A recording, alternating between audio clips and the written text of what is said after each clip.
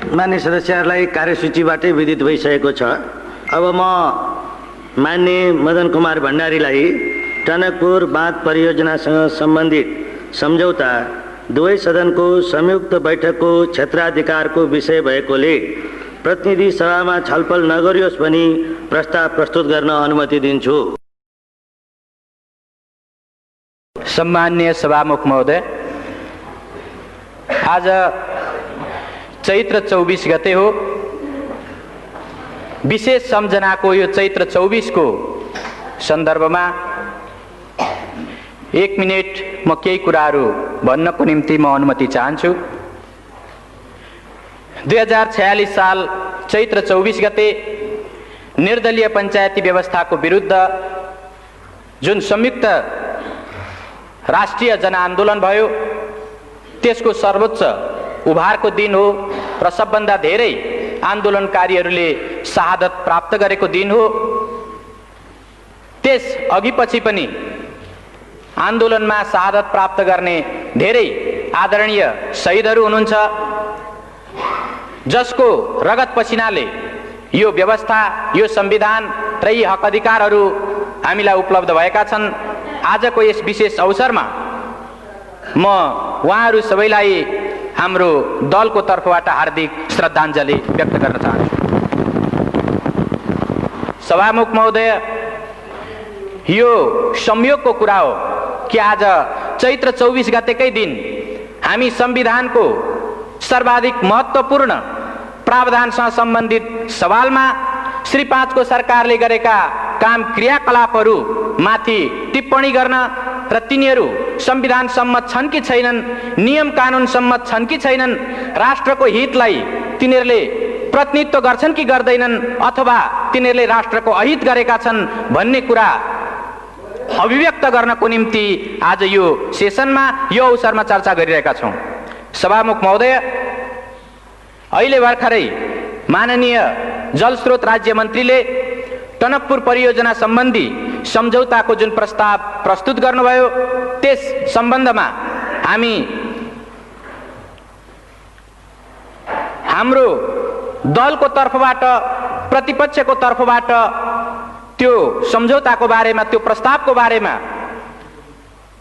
त्यसमा भएका विषयवस्तुहरूको बारेमा हाम्रो आपत्ति, हाम्रो विरोध र यो प्रस्तावलाई प्रतिनिधि सभामा प्रस्तुत गर्नु संविधान सम्मत हुँदैन, नियम कानुन सम्मत हुँदैन र यसलाई यहाँ प्रस्तुत गर्ने र छलफल गर्ने कुरा संविधान र नियम कानुनको उल्लङ्घन गर्ने कुरा हो। त्यसो हुँदा यसलाई यहाँ प्रस्तुत नगरियोस्, यसलाई यहाँ छलफल नगरियोस् भन्नको निम्ति आफ्नो प्रतिवादको बारेमा म 1-2 शब्द अगाडि भन्न चाहन्छु।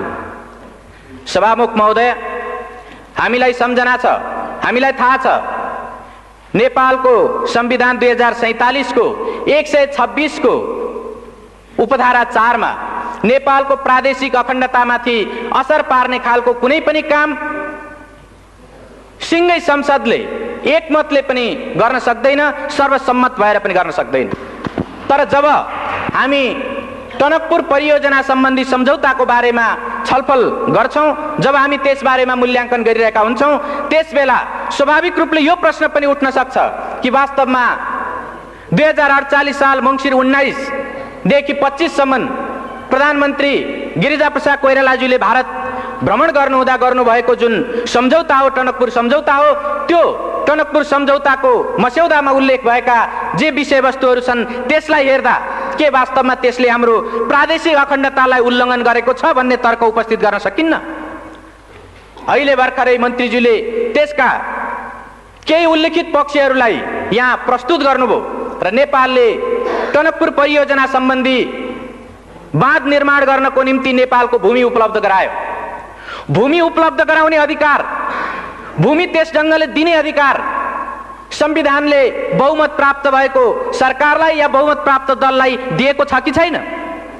सभामुख महोदय, हामी संविधानको प्रावधानलाई हेरेर, सम्बन्धित ऐन कानुनहरूलाई हेरेर र अरू कुनै नियमावलीहरूलाई हेरेर पनि हामी भन्न सक्छौं मुलुकको कुनै पनि त्यस्तो व्यक्ति वा निकाय छैन जसले यो मुलुकको 2.9 हेक्टर मात्रै होइन 1 इन्ची जमिन मात्रै पनि कुनै अर्को वैदेशिक राष्ट्रलाई दिन पाउँदैन र त्यो ढङ्गले दिने कुनै प्रावधान छैन। सभामुख महोदय, तर टनकपुर परियोजना सम्बन्धी सम्झौतामा त्यो कुरा गरिएको छ। म संविधानको 126 को उपधारा 3 तर्फ म ध्यानाकर्षण गराउन चाहन्छु। त्यो 3 मा उपधारा 3 मा के उल्लेख गरिएको छ भने कुनै पनि 126 को उपधारा 3 मा के उल्लेख गरिएको छ भने कुनै पनि सन्धि सम्झौताहरू यदि संसदले अनुमोदन गर्नुपर्ने सन्धि सम्झौताहरू छन् भने संसदले अनुमोदन नगरुन्जेलसम्म नेपालको हकमा त्यो लागू भएको मानिने छैन। सम्माननीय सभामुख महोदय, टनकपुर परियोजना सम्बन्धी सम्झौतामा हामी देख्छौं कि डिसेम्बर 5 मा 1991 को डिसेम्बर 5 मा जुन सम्झौता भयो त्यो सम्झौता गरिरहेकै बेला त्यो सम्झौताको टनकपुर सम्बन्धी सम्झौताको पहिलो लिखतमै पहिलो प्याराग्राफमै यो सम्झौतालाई डिसेम्बर 15 देखि कार्यान्वयन गरिने गरी यो सम्झौता गरिन्छ भनेर उल्लेख गरिएको छ। सम्माननीय सभामुख महोदय, संविधानको उल्लङ्घन गर्ने अधिकार बहुमत प्राप्त गरेको दललाई छ कि छैन? प्रधानमन्त्रीलाई छ कि छैन? कुनै पनि एउटा त्यस्तो व्यक्ति वा निकायलाई छ कि छैन? सम्माननीय सभामुख महोदय, संविधानको सर्वोच्चता अर्थात् संवैधानिक राजतन्त्र पनि संविधानभन्दा माथि हुन पाउँदैन भन्ने यो संविधान बहाल भइसकेपछि कुनै पनि एउटा व्यक्ति वा निकाय कसैले पनि संविधानभन्दा माथि रहेर वा संविधानका धाराहरूलाई उल्लङ्घन गरेर काम गर्न सक्दैन। तर यो टनकपुर परियोजना सम्बन्धी सम्झौतामा जो स्वाभाविक रूपले संसदले अनुमोदन गर्नु पर्थ्यो त्यो संसदमा प्रस्तुत गर्नु अगावै, संसदलाई जानकारी दिनु अगावै, संसदले अनुमोदन गर्नु अगावै अझ जुन बेला सन्धि गरिँदै थियो, जुन बेला त्यसको ड्राफ्ट तयार हुँदै थियो, त्यस बेला नै वास्तवमा 10 दिन भित्रैमा या 5 डिसेम्बरमा त्यो सम्झौता गरेर 15 डिसेम्बरदेखि लागू गर्ने भनेर जुन त्यहाँ सम्झौता गरियो यो घोर संविधानको उल्लङ्घन हो र यस्तो संविधानको उल्लङ्घन भएको कुराप्रति यो सदनले, यो मुलुकले गम्भीरतापूर्वक लिने कि नलिने? आदरणीय सभामुख महोदय, हामी यो कुरालाई अत्यन्त गम्भीरताका साथ लिनुपर्छ भन्ने ठान्छौँ। स्वाभाविक रूपले टनकपुर परियोजना सम्बन्धी सन्धि भइसकेपछि यो सदनलाई थाहा छ योभन्दा अगाडि पनि 2टा वा त्योभन्दा बढी सेसनको अवधिभरि राष्ट्रले यसबारेमा चर्चा परिचर्चा गरेको छ। सबै सन्धि सम्झौताहरू संसदमा प्रस्तुत गरिनुपर्छ र टनकपुर सम्बन्धी जुन सम्झौता हो यो सम्झौता सदनमा प्रस्तुत गर्ने र सदनद्वारा अनुमोदन गरिनुपर्ने सम्झौता हो भनेर हामीले प्रतिपक्षको तर्फबाट यही सदनमा र योभन्दा अगाडिका सेसनहरूमा पनि हामीले दृढतापूर्वक उठाएका छौँ। सभामुख महोदय, तर सत्ता पक्षबाट लगातार त्यो कुरालाई बेवास्ता गर्दै, लगातार त्यो कुरालाई अस्वीकार गर्दै यो कुनै सन्धि भएकै छैन, सन्धि भएकै होइन भनेर मुलुकलाई 1 वर्षसम्म लगातार गुमराहमा राख्ने, ढाँट्ने काम भयो। आदरणीय सभामुख महोदय, हामीलाई सम्झना छ त्यसबेला सरकारले टनकपुर सम्बन्धी सन्धि सम्झौताको सम्बन्धमा चर्चा गर्दा वास्तवमा टनकपुर परियोजनामा महाकाली नदीको जुन ठाउँमा टनकपुर परियोजना बनेको छ त्यो भारतीय नदी हो र त्यस ठाउँमा नेपालको अधिकार छैन भन्ने जिम्मेदार मन्त्रीहरूले, सत्तापक्षका जिम्मेदार माननीयहरूले त्यो कुरा राख्नु भएको थियो। त्यति मात्रै होइन, स्वाभाविक रूपले त्यसको जुन अभिन्न अङ्गको रूपमा रहेको बायाँ तटबन्ध हो त्यो बायाँ तटबन्धमा प्रयोग भएको नेपाली भूभाग त्यो टनकपुर परियोजनाको अभिन्न अङ्गको रूपमा होइन, त्यो त केवल नेपालतर्फ आउने बाढीलाई रोक्नको निम्ति मात्रै प्रयोग भएको भनेर बनाइएको भनेर श्री 5 को सरकारले उल्लेख गरेको थियो। त्यस ढङ्गले जिम्मेदार मन्त्रीहरूले राख्नु भएको थियो। सम्माननीय सभामुख महोदय, प्राकृतिक स्रोतको उपयोगको बाँडफाँड भएको छैन, त्यसबाट मुलुकको कुनै अहित भएको छैन, बरु भारतले शुभेच्छा स्वरूप पानी र बिजुली नेपाललाई प्रदान गरेको छ भन्ने यस किसिमले सत्तापक्षबाट जुन कुरा उल्लेख गरिएको थियो हामीलाई सम्झना छ त्यो गलत हो। श्री 5 को सरकारले गरेका ती कुराहरू गलत छन्, जनतालाई गुमराहमा पार्ने खालका छन्, राष्ट्रको हितलाई हानि पुर्याउने खालका छन्, आघात पार्ने खालका छन्, संविधानलाई मिच्ने खालका छन् भनेर मुलुकले 1 वर्षसम्म लगातार सदनभित्र र बाहिर समेत चर्चा परिचर्चा चलायो र त्यसै सन्दर्भमा राष्ट्रको हितलाई, संविधानको मर्यादालाई र ऐन कानुनको मर्यादालाई पालन गर्नुपर्छ भन्ने सन्दर्भमा मुलुकले अभियान चलाउँदा धेरै होनहार नागरिकहरूको, धेरै त्यस्ता देशभक्तहरूको जीवन पनि गएको छ, धेरैले बलिदान पनि दिनु परेको छ। चाहे त्यो 48 साल चैत्र 24 गतेको घटनाको कुरा होस्, चाहे त्यो कावासोतीको भारतीय प्रधानमन्त्री नेपालमा आइरहेको बेला एउटा ज्ञापन पत्र दिनको निम्ति स्वयं टनकपुरको छेउबाट आएको जुन एउटा ज्ञापन पत्र दिने दल थियो, त्यो दलमाथि नवलपरासीको कावासोती भन्ने ठाउँमा जुन गोलीकाण्ड भयो, यस खालका घटनाहरूबाट मुलुकले धेरै आहत हुनु परेको छ। मुलुकमा यो टनकपुर परियोजना सम्बन्धी सवालमा, यसको प्रकृति निर्धारण गर्ने सवालमा सरकारले जनता र राष्ट्रलाई गुमराह गर्न खोजेको कुराको विरुद्ध देशभक्तहरूले आवाज उठाउँदाखेरि धेरै रगत बगाउनु परेको छ। हामी ती कुराहरूलाई बिर्सन सक्दैनौँ। स्वाभाविक रूपले टनकपुर परियोजना सम्बन्धी सम्झौता भएको 11 महिनापछि जब भारतका प्रधानमन्त्री नेपालको भ्रमणमा आउनुभयो, त्यसबेला केही स्पष्टीकरणहरू थपिए। म यहाँ यो सम्झना गर्नु वाञ्छनीय ठान्छु। त्यो के हो भने, जब भारतका प्रधानमन्त्री यहाँ आउनुभयो र नेपालको प्रधानमन्त्रीसँग जब वार्ता भयो, त्यसको विज्ञप्तिमा उल्लेख गरिएको छ कि त्यो टनकपुर बाँध परियोजनामा प्रयोग भएको जुन नेपाली भूमि छ, त्यो नेपाली भूमिको सार्वभौमिकता नेपालकै रहिरहनेछ, अर्थात् नेपालकै त्यो हुनेछ भन्ने कुरा स्पष्टीकरण थपियो। म यसबाट के प्रश्न उठाउन चाहन्छु भने, यदि त्यो 91 को डिसेम्बर 5 को जुन सम्झौताको जुन ड्राफ्ट हो, यदि त्यसबेला नै त्यो कुरा मानिएको भए, त्यो कुरा भएको भए पछि किन स्पष्टीकरण थप्नु पर्थ्यो? अनि जब नेपालको कुनै भूभागको बारेमा अर्को कुनै राष्ट्रको एउटा जिम्मेदार व्यक्तिले आएर यसको सार्वभौमिकता तपाईकै हातमा छ भनेर नभन्दिउन्जेलसम्म सरकारले बोल्न नसक्ने वा त्यस्तो भन्न नसक्ने, मान्न नसक्ने यो जुन स्थिति देखा पर्यो, के यो एउटा बहुत दुःखदायी, बहुत एउटा हानिकारक खालको कुरा होइन र?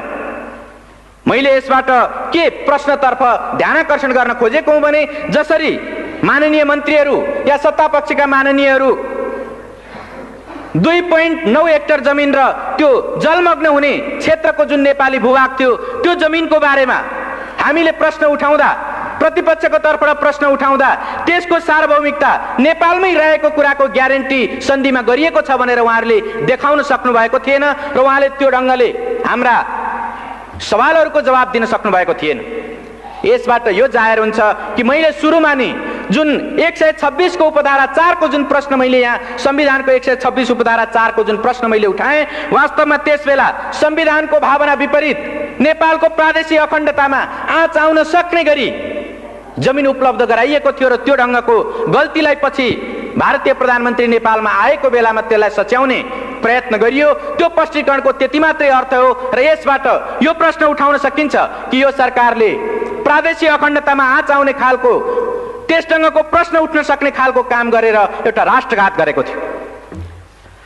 सम्मान्य सभामुख महोदय, हामीलाई सम्झना छ, मङ्सिर 30 गते, विगत मङ्सिर 30 गते सर्वोच्च अदालतले जब फैसला सुनायो, त्यसबेला हामी त्यो फैसलामा देख्न सक्छौँ श्री 5 को सरकारले जतिसुकै पारदर्शी ढङ्गले काम गरिरहेको छु भने पनि, श्री 5 को सरकारले जनताको सुसूचित हुने हकलाई संरक्षण गरेको छु भनेर भनेको भए पनि, टनकपुर बाँध सम्बन्धी यो सम्झौताको सन्दर्भमा उनले सांसदहरूलाई संसदभित्र र बाहिर जनतालाई जानकारीमा दिएका कुराहरू शिर न पुच्छरका कुराहरू थिए, शिर पुच्छर बिनाका कुराहरू थिए भनेर उनले फैसलामा उल्लेख गरेको छ। मैले यो यस कारणले उल्लेख गरिरहेको छु कि वास्तवमा सर्वोच्च अदालतले स्वयं प्रधानमन्त्रीज्यूलाई, जलस्रोत राज्य मन्त्रीज्यूलाई र अरू सरकारवाला व्यक्तित्वहरूलाई जब उसले बुझ्न चाह्यो, उहाँहरूले लिखित रूपमा जाहेर गर्नुभएका, अदालतलाई लिखित रूपमा उहाँहरूले दिनुभएका बयानबाट यो जाहेर हुन्छ कि उहाँहरूले त्यसबेला पनि प्राकृतिक स्रोतको उपयोगको बाँडफाँड भएको छैन, जनताको सुसूचित हुने अधिकारको हनन गरिएको छैन। यो बायाँ तटबन्ध भनेको त्यो टनकपुर परियोजनाको अभिन्न अङ्ग होइन र महाकाली नदीको जुन ठाउँमा टनकपुर बाँध परियोजना बनेको छ त्यो परियोजना भित्र नेपालको नदी अधिकार अर्थात् नेपालको त्यहाँ पानी सम्बन्धी अधिकार त्यस्तो छैन भनेर जुन उहाँहरूले उल्लेख गर्नुभएको थियो त्यो कुराको खिलाफमा सर्वोच्च अदालतले श्री 5 को सरकारले सुसूचित नगरेको शिर र पुच्छरको कुरा जानकारी दिएर तर उसले वास्तविक जानकारी नदिएको र प्राकृतिक स्रोतको उपयोगको बाँडफाँड भएकै हो भन्ने कुरा र देब्रे तटबन्ध टनकपुर परियोजनाको देब्रे तटबन्धमा प्रयोग भएको नेपाली जुन भूभाग छ र त्यो भूभागमा बनेको जुन बाँध छ त्यो बाँध टनकपुर परियोजनाको अभिन्न अङ्ग हो भन्ने कुरा उसले फैसला गरेको छ र यसबाट के प्रश्न उपस्थित हुन्छ भने श्री 5 को सरकार आफूले गरेका कामहरू जबसम्म अर्को कुनै निर्णायक महत्त्वपूर्ण सर्वोच्च निकायले जबसम्म फैसला गर्दैन तबसम्म ऊ आफ्ना गल्तीहरूलाई कुनै पनि हालतमा आत्मसमीक्षा गरेर वा अर्को कुनै प्रतिपक्ष वा देशका बुद्धिजीवीहरू वा आम जनताले उल्लेख गरे पनि ऊ कुनै शून्य टेर्ने र त्यसलाई समीक्षा गर्नेवाला छैन। तर जब सर्वोच्च अदालतले यो फैसला गर्यो त्यो फैसला गरे पछाडि पनि हामी यो सम्झना गर्न सक्छौँ कि धेरै केही माननीय मन्त्रीज्यूहरूले त्यसपछि पनि उल्लेख गर्दा वास्तवमा त्यो त समझदारी नै भएको भनेर सन्धि भएको होइन भन्ने किसिमले फेरि पनि उहाँहरूले उल्लेख गर्नुभयो। फेरि पनि केही सत्तापक्षका माननीय सदस्यहरूले त्यस ढङ्गले उल्लेख गर्नुभयो। साँच्चै भन्ने हो भने यसो भन्न सकिन्छ सर्वोच्च अदालतको फैसलालाई पनि अपमान गर्ने खालका कुराहरू उहाँहरूले धेरै ठाउँमा उल्लेख गर्नुभएको छ। सम्माननीय सभामुख महोदय, अहिले श्री 5 को सरकारको तर्फबाट जलस्रोत राज्य मन्त्रीले प्रतिनिधि सभामा जुन सम्झौता प्रस्ताव प्रस्तुत गर्नुभएको छ र जुन मूल्याङ्कनको हवाला दिँदै उहाँले यो प्रस्ताव राख्नु भएको छ, म के उल्लेख गर्न म के भन्न चाहन्छु भने श्री 5 को सरकार संविधान ऐन कानून राष्ट्र र जनताको हितमा व्यवस्थाको हितमा नहुने खालका आफ्ना क्रियाकलापहरूलाई सकेसम्म ढाकछोप गर्न चाहन्छ र हामीलाई यो सम्झना छ कि बितेको 1 वर्षसम्म यो सन्धि नै होइन भनेर उत्तिकै दृढताका साथ प्रधानमन्त्री लगायत सबै माननीय मन्त्रीहरू र सत्तापक्षका सांसदहरू यो उल्लेख गरिरहनु भएको थियो। अहिले सर्वोच्च अदालतले फैसला सुनाइसकेपछि यो सन्धि हो र यसलाई संसदमा लगेर अनुमोदन गराउने सर्वोच्च अदालतको आदेश छ। हामी संसदको सर्वोपरिताको संसदको सम्मानको हामी आदर कदर गर्छौँ र सर्वोच्च अदालतको फैसलालाई हामी सम्मान गर्छौँ भनेर उहाँहरू धेरै व्याख्या विश्लेषण गरिरहनु भएको छ। तर के सम्झना गर्न सकिन्छ भने जुन बेला प्रतिपक्षको तर्फबाट यस्ता सन्धि सम्झौताहरूलाई सदनमा प्रस्तुत गर्नुपर्छ भनेर माग राखिएको थियो त्यस बेला उहाँहरूले त्यसलाई ठाडै अस्वीकार गर्दै आउनुभयो र अहिले पनि जबकि यो टनकपुर परियोजना सम्बन्धी सम्झौता दीर्घकालीन प्रकृतिको छ, त्यो व्यापक प्रकृतिको छ, त्यो महत्त्वपूर्ण छ र त्यसले स्वाभाविक रूपले दीर्घकालीन व्यापक व महत्त्वपूर्ण त्यसले प्रभाव पार्छ, त्यस्तो असर पार्छ। यस्तो सन्धिलाई साधारण प्रकृतिको भनेर त्यस्तो मूल्याङ्कन गर्दै उहाँहरू प्रतिनिधि सभामा साधारण बहुमतले पास गर्न सकिने रूपमा प्रस्तुत गर्दै हुनुहुन्छ। यसले वास्तवमा श्री 5 को सरकार संसदको सम्मान संविधानको सम्मान गरिरहेको छैन भन्ने कुरा स्पष्ट रूपमा जाहेर गरेको छ। आदरणीय सभामुख महोदय, यो सर्वोच्च अदालतको फैसलालाई उल्लेख गर्दै जसरी श्री 5 को सरकारले यहाँ प्रस्ताव प्रस्तुत गरेको छ, म के तर्फ ध्यानाकर्षण गर्न चाहन्छु भने सर्वोच्च अदालतको फैसला पनि कानुन सम्मत ढङ्गले नै कार्यान्वित गरिनुपर्छ। अर्थात् कुनै पनि अदालतको आदेश कानुनविहीन ढङ्गले कानुन विपरीत ढङ्गले कार्यान्वयन हुन सक्दैन। जब सन्धिको कुरा आउँछ, सन्धिलाई संविधानको 126 को उपधारा 1 ले कानुन सम्मत ढङ्गले त्यसलाई अनुमोदन सम्मेलन स्वीकृति गर्ने कुराको व्यवस्था गरेको छ। सन्धिको अनुमोदन गर्ने कानुन कुन हो? हामीलाई सम्झना छ नेपाल सन्धि ऐन 2047। नेपाल सन्धि ऐन 2047 नै यस्तो कानुन हो जुन कानुनले सन्धि सम्झौताहरूलाई अनुमोदन गर्नको निम्ति अधिकार सृष्टि गर्छ, त्यसको एउटा निश्चित अधिकार क्षेत्रलाई त्यसले निर्धारण गर्छ। तर हामीले अहिले भर्खरै सुन्यौं यो प्रस्तावमा श्री 5 को सरकारले सन्धि ऐनको कुनै उल्लेख नगरिकन केवल संविधानको 126 धाराको उपधारा 2 को प्रतिबन्धात्मक वाक्यांशलाई प्रतिबन्धात्मक पक्षलाई उल्लेख गर्दै अनि प्रतिनिधि सभा नियमावलीको 219 का उपधाराहरूलाई उल्लेख गर्दै उसले यो प्रस्तुत गरेको छ। यसले के जाहेर गर्छ भने यो प्रतिनिधि सभा नियमावली भनेको निश्चित रूपले एउटा प्रक्रिया निर्धारण गर्ने कानुन हो। यो अधिकार सृष्टि गर्ने होइन, प्रक्रिया निर्धारण गर्ने कानुन मात्र हो। तर जुन अधिकार सृष्टि गर्ने कानुन हो, अधिकार सृष्टि गर्ने जुन व्यवस्था हो, ऐनको व्यवस्था हो, त्यो भनेको 2047 को सन्धि ऐन नै हो। त्यो सन्धि ऐनको उल्लेख श्री 5 को सरकारले यसमा गरेको छैन। त्यसको कारण के हो भने सन्धि ऐनमा स्वाभाविक रूपले संविधानको धारा 126 को उपधारा 2 का जे जति पनि सन्धि सम्झौताहरू छन् त्यस्तो सन्धि सम्झौताहरूलाई संयुक्त सदनको 2/3बाट अनुमोदन गर्नुपर्छ भन्ने त्यसले सुस्पष्ट व्यवस्था गरेको छ। तर संविधानको यो भावना र ऐन कानुनको यो पक्षलाई सर्वथा विस्मृतिमा राखेर, त्यसलाई बिर्सेर या त्यसलाई उल्लङ्घन गरेर त्यसलाई आदर गर्न नचाहेर श्री 5 को सरकारले केवल सर्वोच्च अदालतको फैसलामा रहेको यो पक्षलाई कि श्री 5 को सरकारले मूल्याङ्कन गरेर प्रतिनिधि सभा वा संयुक्त सभामा लैजाओस् भन्ने त्यो पक्षलाई मात्रै उल्लेख गरेर उसले प्रतिनिधि सभा नियमावलीका केही धाराहरूलाई टेक्दै यस सभामा यो सदन समक्ष प्रस्तुत गरेको छ। स्वाभाविक रूपले मैले अघि नै भने सर्वोच्च अदालतका फैसलाहरू पनि कानुनसम्म ढङ्गले मात्रै कार्यान्वित हुन सक्छन् र स्वाभाविक रूपले कानुनभित्र पनि प्रक्रिया निर्धारण गर्ने कानुन होइन, अधिकार सृष्टि गर्ने कानुन अन्तर्गत नै त्यसको कार्यान्वयन हुनुपर्छ। त्यसो भएको हुनाले सरकारको यो सन्धि प्रस्तावमा जुन कानुनलाई टेकेर, जुन धारा उपधाराहरूलाई टेकेर यो प्रस्तुत गरिएको छ त्यो स्वाभाविक रूपमा कानुन विपरीत छ। सरोकारवाला विषयमा त्यो कानुन सम्मत छैन। सम्मान्य सभामुख महोदय, त यो परिस्थितिमा हामी के भन्न सक्छौं भने श्री 5 को सरकारले एक खालको पूर्वधारणा बनाएर त्यस अनुरूप मूल्याङ्कन गर्ने कुरा या त्यस अनुरूप आफ्ना धारणाहरू निश्चित गर्ने र त्यस ढङ्गले कार्यान्वयन गर्ने कुरा उल्लेख गर्दै आएको छ। चाहे त्यो अघिल्लो बेलाको यो केवल समझदारी मात्र हो भन्ने विषय होस् या यो पछिल्लो बेलामा अहिले त्यो साधारण प्रकृतिको सन्धि हो भन्ने विषय किन नहोस्, दुवै बेलामा उसले एउटा पूर्वधारणा बनाएर आफूलाई जसो गर्दा सजिलो हुन्छ त्यो ढङ्गले मात्रै जाने, तर संविधान र ऐन कानुनको अक्षर र भावनालाई पालन गर्ने कुरा हो भने अस्वीकार गर्ने वा त्यसबाट बचेर जाने वा त्यसलाई संविधान र ऐन कानुनका सरोकारवाला पक्षलाई कुनामा पारेर जाने, कर्नरमा पारेर जाने खालको कुरा उल्लेख गरेको छ।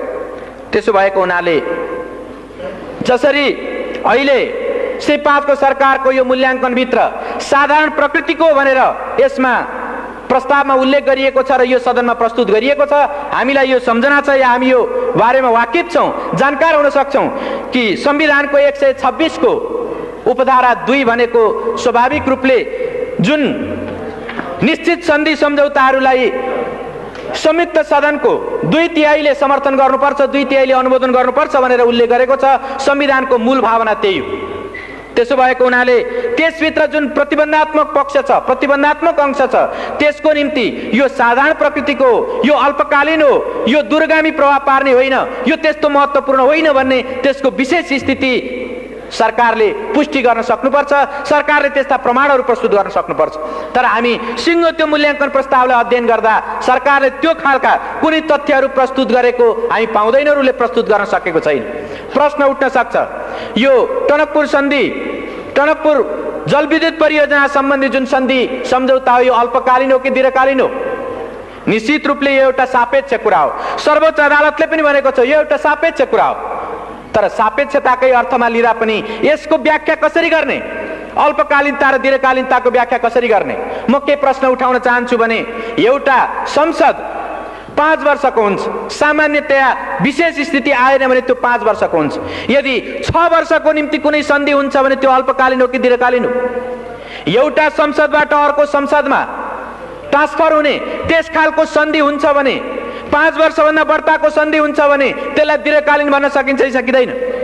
सभामुख महोदय, नेपालीहरूको आयु औसत आयु 52 वर्ष छ।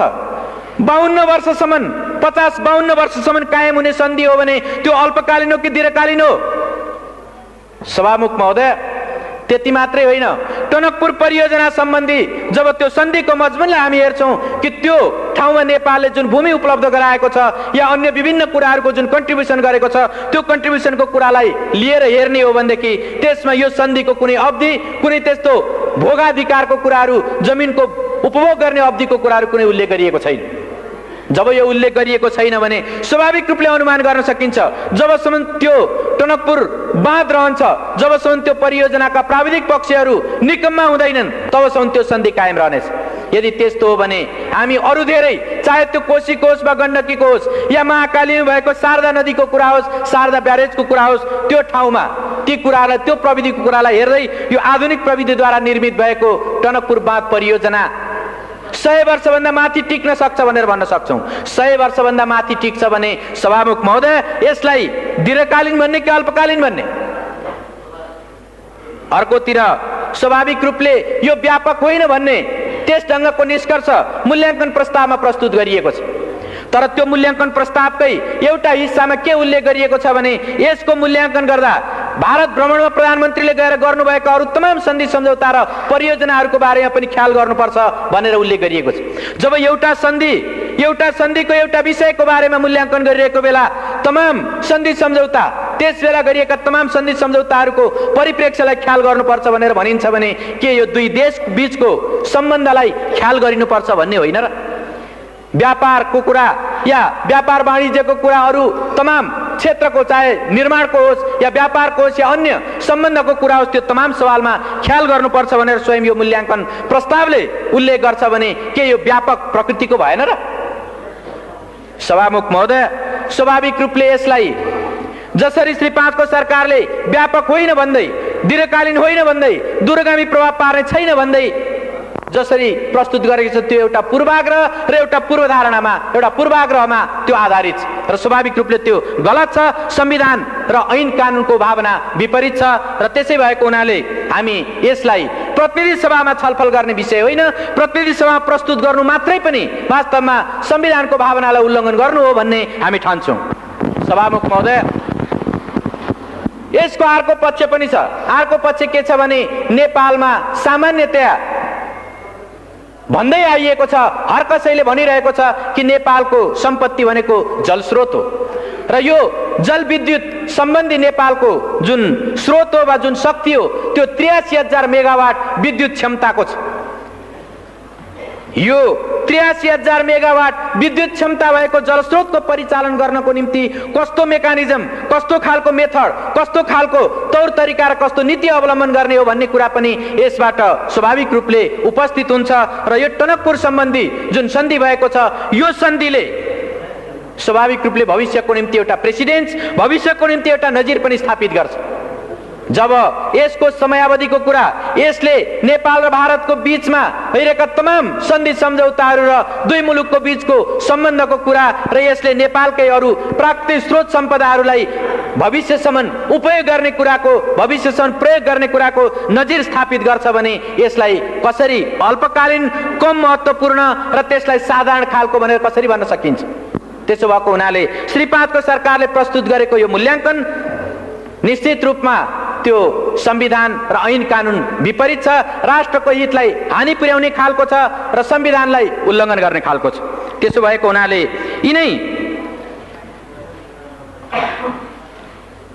यिनै विषयहरूलाई आत्मसात गरेर, यिनै कुराहरूलाई हृदयङ्गम गरेर हामीले टनकपुर सम्बन्धी यो सन्धि प्रस्तावलाई प्रतिनिधि सभामा प्रस्तुत गर्नु र प्रतिनिधि सभामा छलफल गर्नु यो संविधान विपरीत हो भन्ने त्यो मान्यता राखेर हामीले एउटा प्रस्ताव हाम्रो विभिन्न प्रतिपक्षी सांसदहरूले सही गरेर माननीय सभामुख समक्ष हामीले प्रस्तुत गरेका छौँ र त्यो प्रस्तावलाई म यहाँ पढेर सुनाउन चाहन्छु। माननीय सभामुख महोदय,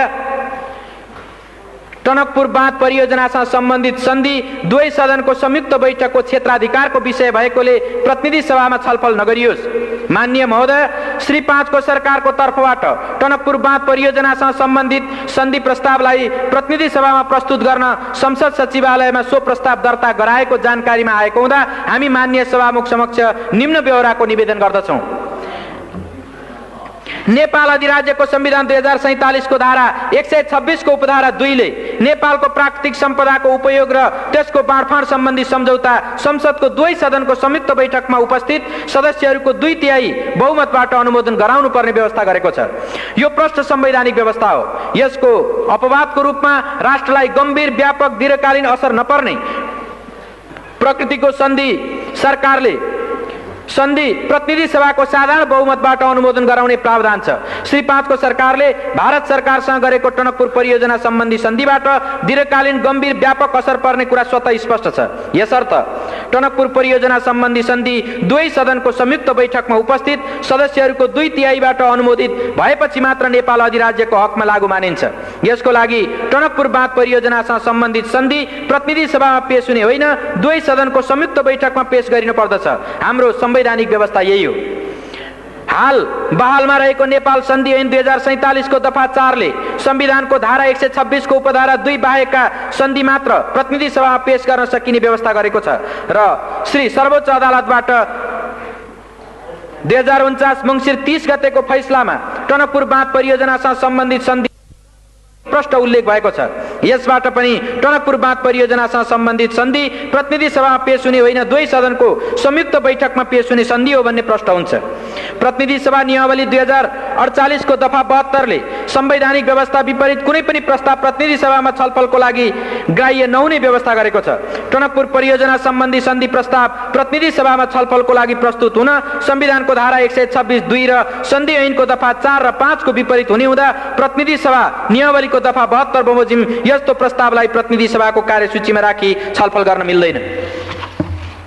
टनकपुर परियोजना सम्बन्धी सन्धि प्रस्ताव प्रतिनिधि सभाको कार्यसूचीमा राखी छलफल गरियोस् भनी श्री 5 को सरकारले संसद सचिवालयमा दर्ता गराएको प्रस्तावमाथि उल्लेखित प्रकारले संविधान र कानून संगत नभएको हुँदा यो प्रस्ताव खारेज गरियोस् भनी माननीय सभामुख समक्ष सादर अनुरोध गर्दछौं। साथै टनकपुर परियोजना सम्बन्धी सन्धि प्रस्तावमाथि छलफल गर्न र निर्णय गर्न संविधानको धारा 126(2) र सन्धि ऐन 2047 को दफा 5 बमोजिम दुवै सदनहरूको संयुक्त बैठक बोलाउन माननीय सभामुख महोदयसँग अनुरोध गर्दछौं। सदनको संयुक्त बैठक र संयुक्त समितिको नियमावली 2048 को दफा 18 ले श्री 5 को सरकारले सन्धि सम्झौताहरू संयुक्त बैठकमा प्रस्तुत गर्न चाहेमा सोको व्यवस्था गरेको छ। तर श्री 5 को सरकारले नचाहँदा संसदको आफ्नै पहलमा दुवै सदनको संयुक्त बैठक बोलाउने बारे कुनै दफामा प्रष्ट उल्लेख भएको पाइँदैन। संविधानको धारा 126(2) ले दुवै सदनको संयुक्त बैठकको व्यवस्था गरेको छ। श्री सर्वोच्च अदालतको फैसलाबाट टनकपुर परियोजना सम्बन्धी सन्धि संविधानको धारा 126(2) अन्तर्गतको हो भनी ठहर भएको छ। संसदको संयुक्त बैठक र संयुक्त समिति कार्य सञ्चालन नियमावली 2048 को दफा 35 ले माननीय सभामुखलाई बाधा अड्काउ फुकाउने अधिकार प्रदान गरेको छ। संवैधानिक व्यवस्था लागू गराउन र टनकपुर परियोजना सम्बन्धी सन्धि प्रस्तावमाथि छलफल गर्न संसदको संयुक्त बैठक र संयुक्त समिति कार्य सञ्चालन नियमावली 2048 को दफा 35 प्रयोग गरी दुवै सदनको संयुक्त बैठक अविलम्ब बोलाइयोस् र श्री 5 को सरकारद्वारा प्रस्तुत गरिएको सन्धि सम्बन्धी यस प्रस्तावलाई प्रतिनिधि सभामा छलफल नगराइयोस् भनी हार्दिक अनुरोध गर्दछौं। धन्यवाद।